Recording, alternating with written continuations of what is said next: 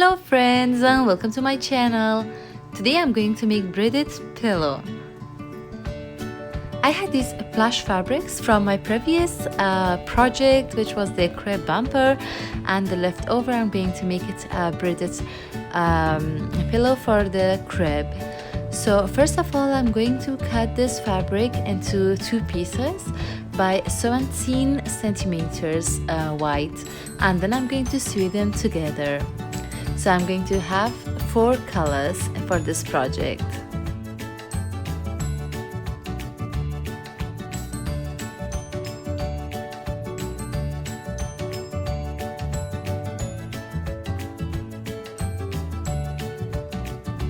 The length of the roll is only 24 centimeters, so you can just avoid the part of using a tube to put in there the fillings inside it, or you can just do it as I did.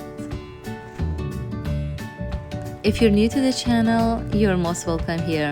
Please don't forget to hit the like button and subscribe to my channel if you like my video.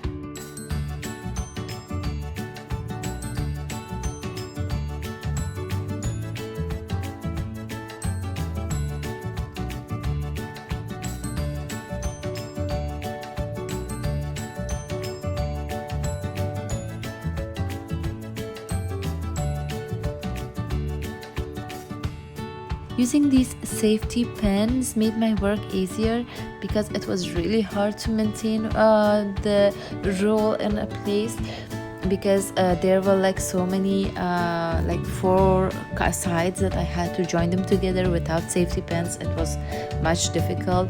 Once I could join all these sides with each other, I started to take a needle and sew them together. It's going to take only a few minutes, but the decor is going to look great. My baby loves to play with it all the time. He even hugs it while he is sleeping.